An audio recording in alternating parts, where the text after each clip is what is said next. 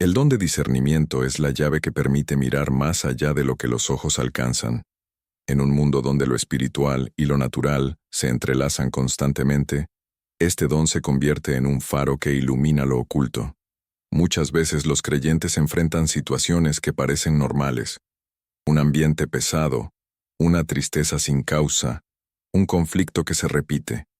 Sin embargo, detrás de esas experiencias puede haber fuerzas espirituales moviéndose en secreto. El discernimiento de espíritus es el regalo de Dios para distinguir lo que proviene de Él, lo que es humano, y lo que viene del enemigo. La Biblia enseña que no debemos creer a todo espíritu, sino probarlos para ver si son de Dios, como lo dice la primera carta de Juan capítulo 4, versículo 1. Eso significa que no todas las sensaciones, no todos los mensajes, ni todas las experiencias que parecen espirituales tienen su origen en lo divino.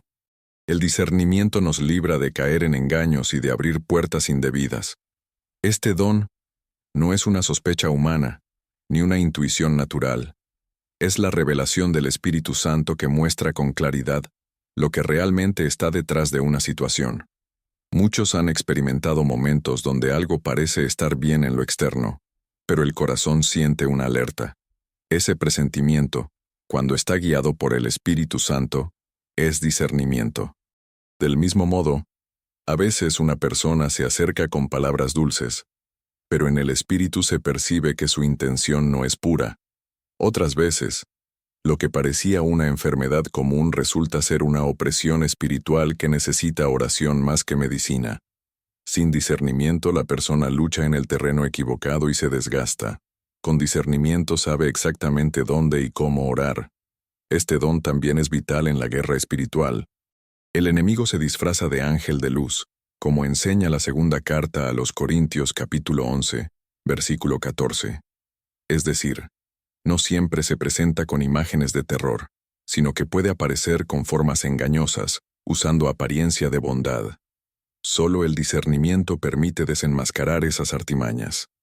Reconocer la presencia de un espíritu que oprime, que divide o que roba la paz es el primer paso para vencerlo.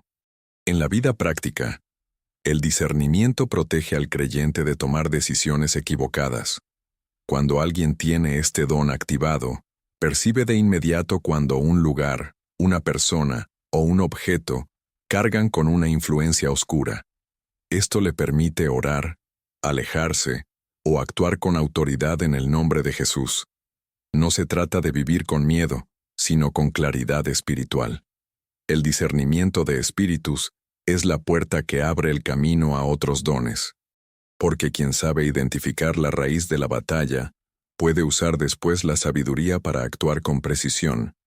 Así, el siguiente don se revela como la estrategia divina que guía al creyente en medio de la guerra espiritual. El don de sabiduría no se limita a la inteligencia humana ni a la experiencia adquirida con los años.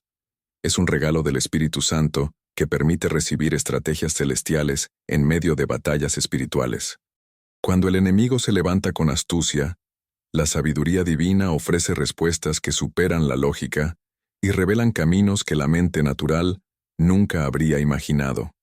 Es como escuchar la voz de Dios, susurrando el paso exacto que se debe dar para salir victorioso. En el libro de Santiago capítulo 1, versículo 5, se nos recuerda que si alguno tiene falta de sabiduría, debe pedirla a Dios, quien la da abundantemente y sin reproche. Esta promesa muestra que la sabiduría no es reservada para unos pocos privilegiados, sino que está disponible para todo aquel que la busca con fe. Sin embargo, cuando se trata de guerra espiritual, este don adquiere un papel especial. Se convierte en el mapa que guía al soldado de Cristo en terrenos invisibles. Imagina a alguien que enfrenta constantes discusiones en casa. Podría intentar resolverlas con argumentos, silencios o incluso con distancia, pero sin fruto.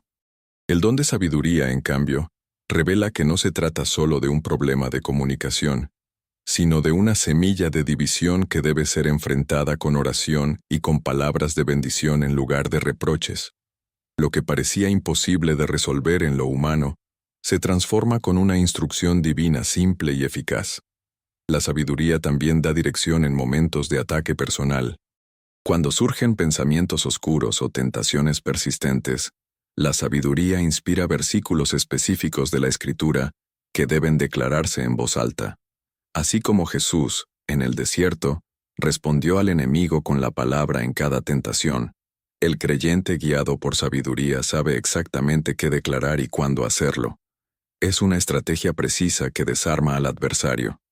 Este don también se manifiesta en decisiones prácticas que tienen repercusiones espirituales.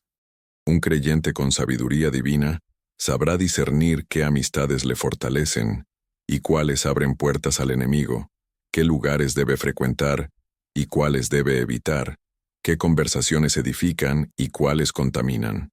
Es como tener una brújula celestial que siempre apunta al norte correcto, la voluntad de Dios. Un ejemplo bíblico claro es el de Salomón, quien pidió sabiduría y recibió discernimiento para gobernar y para juzgar con justicia.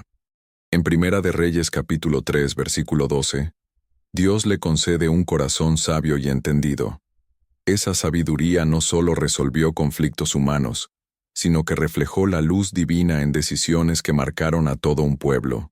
De la misma manera, hoy el don de sabiduría permite a los creyentes tomar decisiones que no solo los benefician a ellos, sino que protegen a su familia y comunidad espiritual.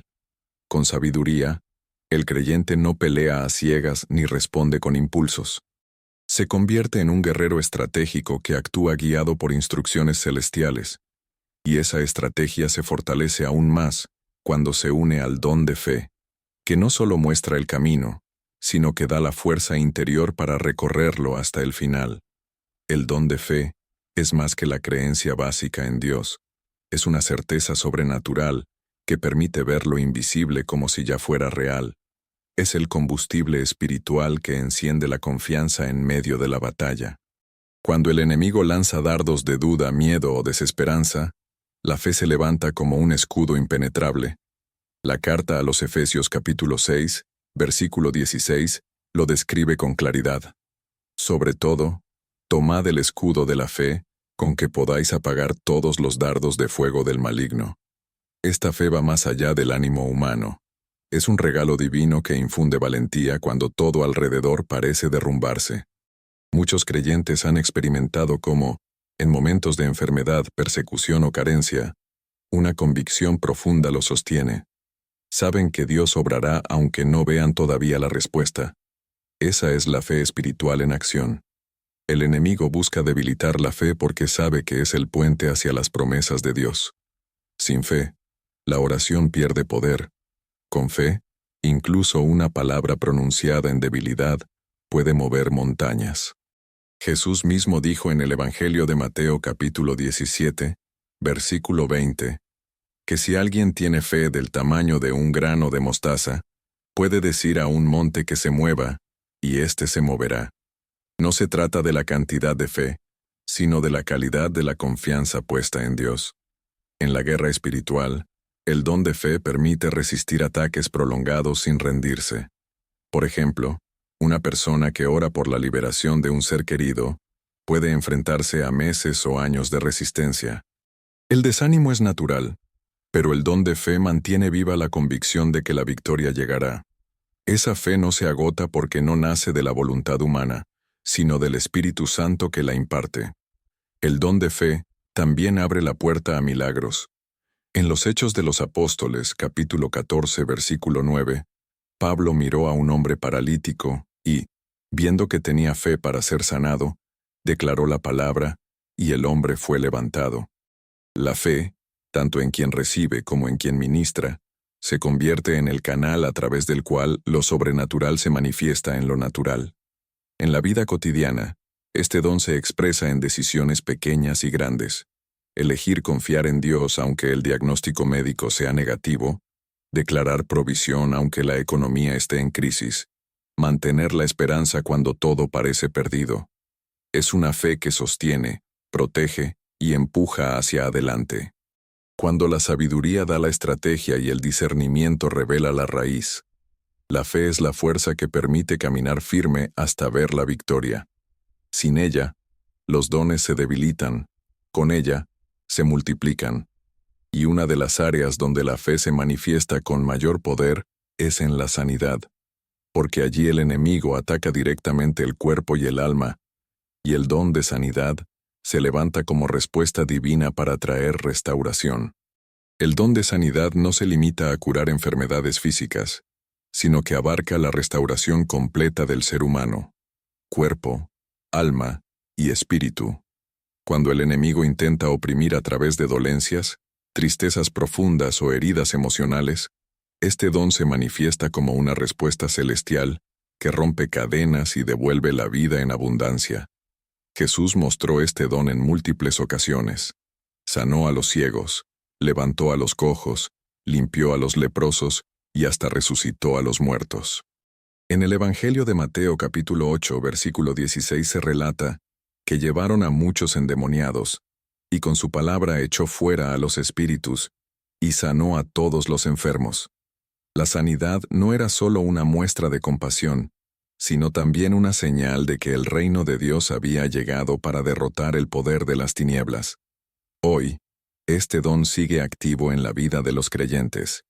Muchas personas han testificado cómo, después de una oración sincera, dolores desaparecieron, enfermedades incurables comenzaron a retroceder, o depresiones profundas se transformaron en gozo. Estos milagros no son producto de sugestión, sino manifestaciones del poder de Cristo que confirma su victoria sobre el enemigo. El enemigo, consciente de esto, busca sembrar dudas cada vez que alguien ora por sanidad. Susurra pensamientos como, no va a pasar nada, Dios no te escucha, o ya es demasiado tarde. Pero ahí es donde entra en acción la fe, junto con el don de sanidad. Cuando un creyente se atreve a orar en el nombre de Jesús, confiando en que su palabra tiene autoridad, lo imposible comienza a suceder. Este don no solo se limita a enfermedades físicas, también actúa sobre el corazón herido. Personas que cargan con culpas del pasado, con rencores acumulados o con vacíos emocionales, pueden experimentar sanidad interior a través de una oración guiada por el Espíritu Santo. Ese alivio profundo es tan real como la recuperación de un cuerpo enfermo. La sanidad del alma es un arma poderosa, porque un corazón restaurado se convierte en un testimonio vivo que derrota al enemigo. El don de sanidad también se aplica al ámbito familiar. Un hogar donde había división puede ser restaurado. Relaciones entre padres e hijos que estaban rotas pueden volver a florecer. Esa reconciliación es una forma de sanidad espiritual que expulsa la oscuridad y devuelve la paz. Cuando este don se activa, se cumple lo que dice el profeta Isaías capítulo 53 versículo 5. Por sus llagas fuimos nosotros curados. La obra de Cristo en la cruz garantiza que la sanidad es posible y accesible para quienes creen. No siempre ocurre de inmediato, pero cada oración de sanidad es una semilla que tarde o temprano dará fruto. Así como la sanidad es una respuesta divina que restaura lo que estaba dañado, existe otro don que va aún más allá. El don de milagros, donde lo sobrenatural de Dios irrumpe con fuerza para derribar completamente las obras de la oscuridad. El don de milagros es la manifestación visible del poder de Dios, que rompe las leyes naturales para establecer su voluntad. No se trata de coincidencias ni de suerte, sino de intervenciones directas del cielo, que hacen retroceder al enemigo y confirman que Cristo tiene toda autoridad. Mientras la sanidad restaura lo que estaba dañado, el milagro crea lo que nunca existió o transforma lo imposible en realidad. En las Escrituras abundan ejemplos. Moisés, levantando su vara, vio cómo el mar rojo se abrió, narrado en el libro de Éxodo capítulo 14. Josué ordenó al sol detenerse y el sol se detuvo, según el libro de Josué capítulo 10. Jesús multiplicó panes y peces para alimentar a multitudes, como relata el Evangelio de Mateo capítulo 14. Todos estos son milagros que no podían explicarse por medios humanos, sino que demostraban la intervención sobrenatural de Dios.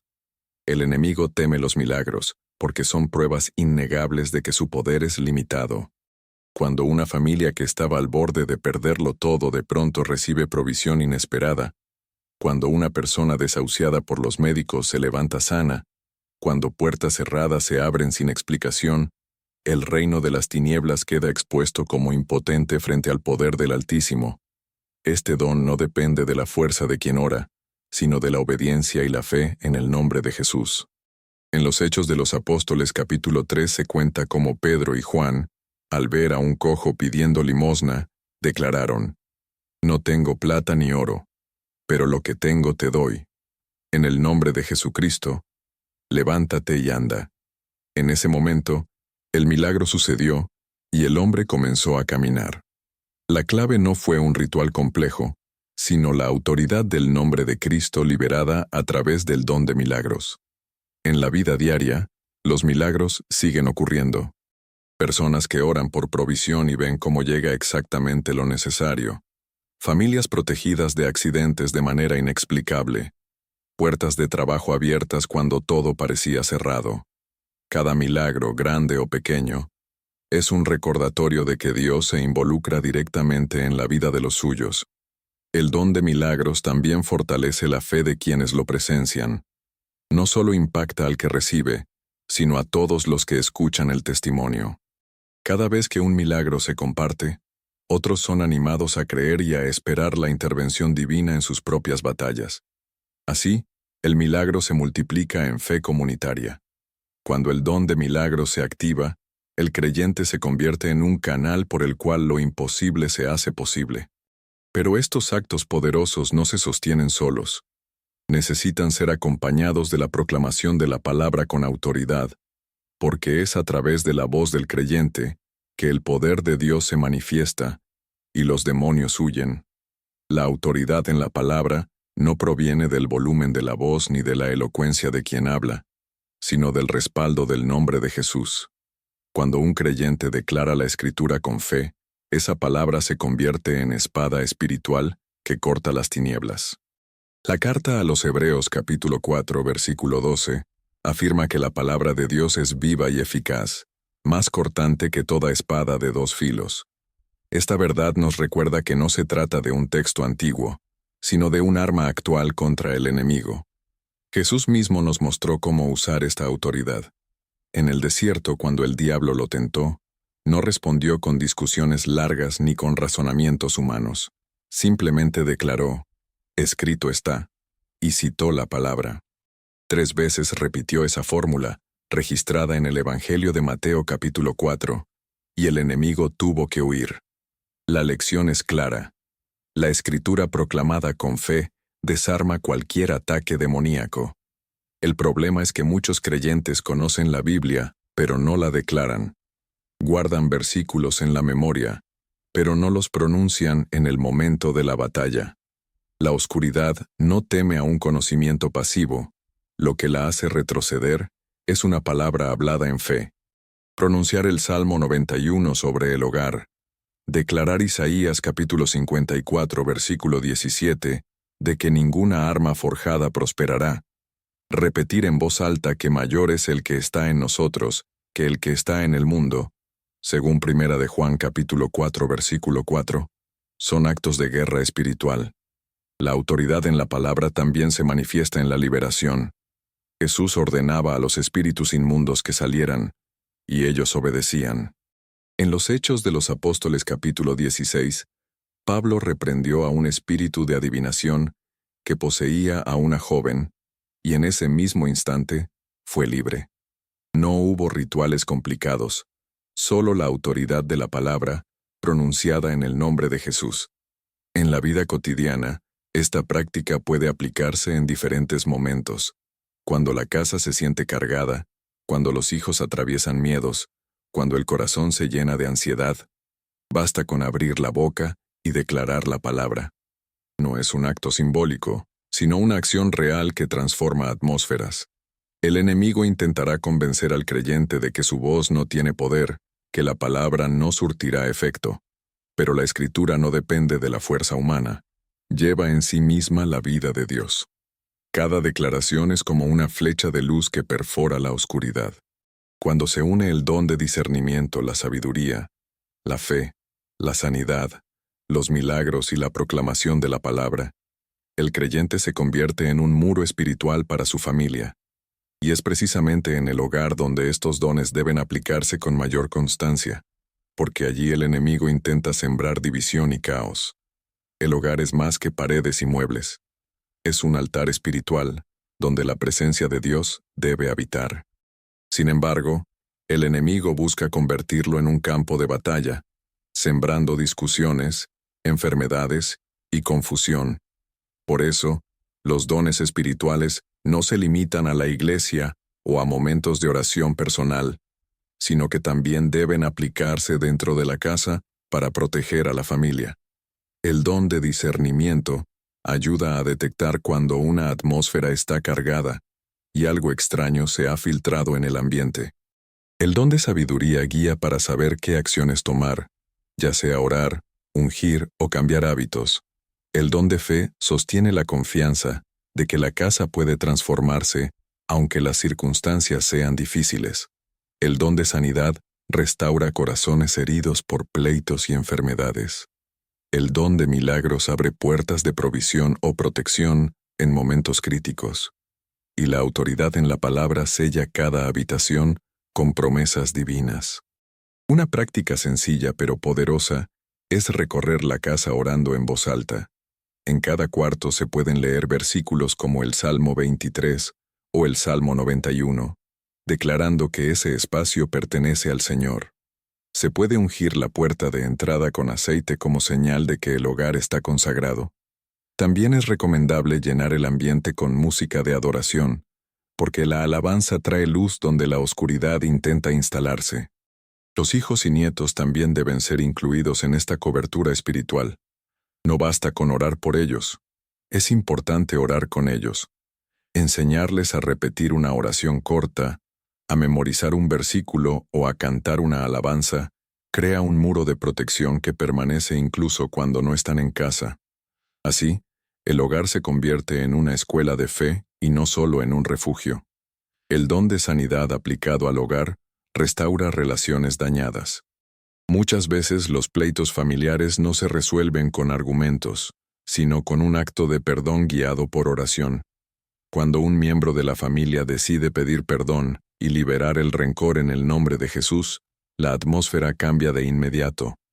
Esa es la sanidad espiritual que echa fuera la división. El don de milagros también puede manifestarse en la casa, cuando parece que no hay recursos para sostenerla.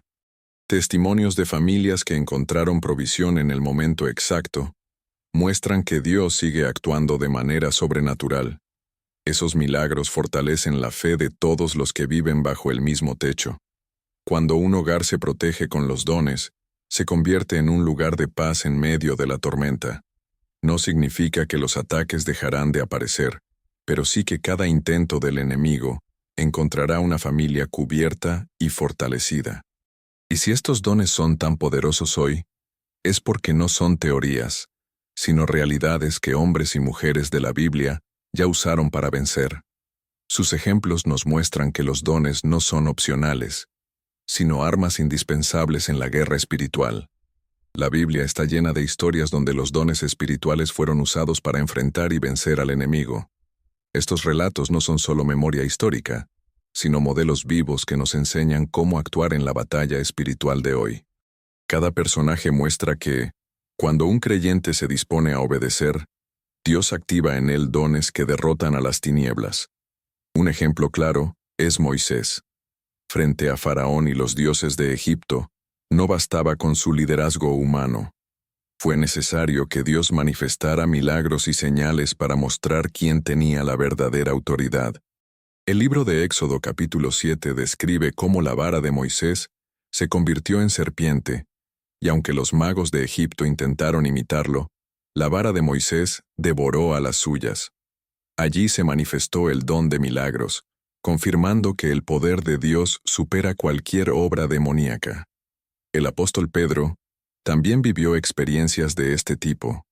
En los Hechos de los Apóstoles capítulo 3, declaró sanidad sobre un hombre cojo desde su nacimiento. No fue un acto de compasión humana solamente, sino la manifestación del don de sanidad. Al decir en voz alta, en el nombre de Jesucristo, levántate y anda, Pedro activó un don que transformó la vida del enfermo y testificó ante todos del poder del Evangelio. Otro ejemplo es el apóstol Pablo, quien caminaba en discernimiento y autoridad. En los Hechos de los Apóstoles, capítulo 16, discernió que una joven que parecía profetizar tenía un espíritu de adivinación. Mientras muchos habrían tomado sus palabras como inspiración espiritual, Pablo reconoció la raíz demoníaca y la reprendió en el nombre de Jesús, liberándola de inmediato. Ese momento revela cómo el don de discernimiento y la autoridad en la palabra trabajan juntos para romper cadenas. Incluso en el Antiguo Testamento vemos cómo el don de fe sostenía a los siervos de Dios.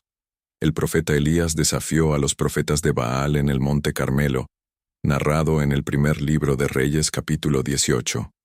Mientras todos dudaban, él declaró con convicción que Dios respondería con fuego desde el cielo. Esa fe sobrenatural no solo atrajo el milagro, sino que expuso la falsedad de los ídolos. Ana, la madre de Samuel, también experimentó un toque de sabiduría y fe al presentar su dolor delante de Dios en oración. Su historia, relatada en el primer libro de Samuel capítulo 1, muestra cómo la intercesión guiada por el Espíritu puede cambiar destinos completos. Lo que parecía una mujer estéril se convirtió en madre de un profeta gracias a la intervención divina. Estas historias nos recuerdan que los dones no son teoría, sino armas prácticas. Moisés, Pedro, Pablo, Elías y Ana tenían algo en común. Obedecieron y confiaron. Al hacerlo, los dones se manifestaron con poder y el enemigo fue derrotado. Hoy, esos mismos dones siguen disponibles. La pregunta no es si Dios puede usarlos, sino si nosotros estamos dispuestos a activarlos. Y para que eso suceda, es necesario comprender cómo se despiertan y se cultivan en la vida diaria del creyente. Los dones espirituales no aparecen como destellos aislados, sino que pueden desarrollarse y fortalecerse en la vida de todo creyente que los busca con sinceridad. Activarlos no significa manipularlos porque son regalos de Dios, pero sí implica preparar el corazón y vivir de manera que el Espíritu Santo tenga libertad de obrar. El primer paso para activar los dones es la oración constante. No se trata solo de pedir bendiciones generales, sino de clamar específicamente: Señor, activa en mí tus dones para servirte y para vencer al enemigo. La primera carta a los Corintios, capítulo 14, versículo 1, exhorta a procurar los dones espirituales, lo cual muestra que el creyente tiene responsabilidad en buscarlos con anhelo. La oración abre el corazón y lo sensibiliza para recibir lo sobrenatural. El segundo paso es el ayuno. El ayuno no cambia a Dios, pero cambia al creyente. Purifica la mente, disciplina el cuerpo y enfoca el espíritu. Durante el ayuno, muchos han recibido claridad en visiones, sueños o palabras que confirman el despertar de dones. El mismo Jesús ayunó 40 días antes de enfrentar la tentación en el desierto, y después de ese tiempo de consagración, su ministerio se manifestó con poder. El tercer paso es el servicio. Los dones no fueron diseñados para la exhibición personal, sino para edificar y liberar a otros. Cuando una persona comienza a servir, aunque sea en lo pequeño, Dios activa lo necesario para que esa tarea se cumpla. Muchas veces, el discernimiento, la fe o la palabra de sabiduría aparecen de manera natural cuando el creyente se dispone a ayudar a alguien más en oración. El cuarto paso es la práctica de la palabra. Llenarse de escritura es fundamental, porque el Espíritu Santo siempre se moverá en armonía con lo que ya fue revelado en la Biblia. Cuanto más se declara y se medita en la palabra, más se prepara el terreno para que los dones fluyan con autoridad. Así, cuando llegue el momento de una batalla espiritual, no habrá duda, porque la boca repetirá lo que el corazón ya tiene grabado. Otro aspecto clave es la perseverancia. Muchas veces los dones no se manifiestan de inmediato. Es posible orar por alguien y no ver un resultado visible en ese momento, pero eso no significa que el don no esté activo.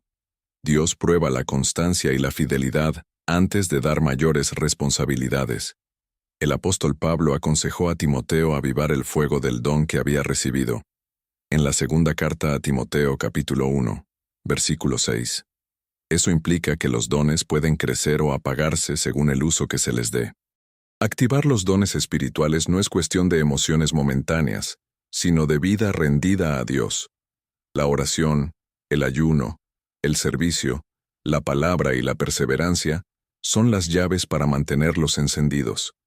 Y una vez que están activos, el siguiente paso es sellarlos con una oración de autoridad, pidiendo que permanezcan en acción para derrotar toda obra de las tinieblas. La oración de activación es el momento donde todo lo aprendido y practicado se sella en la presencia de Dios. No es un acto ritual vacío, sino una declaración de fe que abre espacio al Espíritu Santo para desatar sus dones en la vida del creyente. Así como un soldado se reviste de su armadura antes de entrar en batalla, la oración de activación viste al cristiano con los dones que lo capacitan para vencer. Esta oración comienza con gratitud. Señor, gracias porque tu Espíritu habita en mí y me equipa para toda buena obra. El corazón agradecido reconoce que los dones no provienen del esfuerzo humano, sino de la gracia divina. Después, se hace una renuncia consciente. Rechazo toda mentira del enemigo que quiera hacerme creer que no soy digno de recibir tus dones. Esta declaración cierra la puerta a la condenación y recuerda que los dones son dados por amor y no por mérito. Luego se proclama la activación específica. Padre, activa en mí el don de discernimiento para reconocer la obra de las tinieblas, el don de sabiduría para actuar con tu estrategia, el don de fe para permanecer firme, el don de sanidad para restaurar, y el don de milagros para ver tu gloria manifestada. Nombrar cada don es un acto de fe que los despierta en el interior del creyente. La oración también debe incluir un compromiso de servicio. No recibiré estos dones para mí solo, sino para bendecir a otros, para proteger a mi familia y para proclamar tu nombre. El Espíritu Santo activa lo que será usado para edificar, no lo que quedará guardado. Finalmente, se sella con autoridad. En el nombre de Jesús declaro que los demonios no tendrán poder sobre mí ni sobre mi hogar. Proclamo que yo y mi casa serviremos al Señor, y que tus dones estarán encendidos en mi vida cada día. Este sello es vital, porque no solo activa, sino que protege y mantiene vivos los dones en medio de las batallas. Después de esta oración, el creyente no debe esperar siempre una emoción fuerte o un signo visible. A veces la activación se manifiesta en paz profunda, otras en nuevas palabras al orar, y otras en acciones concretas cuando llega la necesidad. Lo importante es confiar en que lo declarado con fe ya está en acción en el mundo espiritual. Así los 5 dones espirituales que solo los elegidos usan para vencer demonios, discernimiento, sabiduría, fe, sanidad y milagros, se convierten en una realidad práctica y poderosa en la vida del creyente. Estos dones no son teoría ni privilegio de unos pocos, sino herramientas dadas por Dios para todo aquel que cree. Con ellos, la oscuridad no puede prevalecer, porque la luz de Cristo siempre triunfa.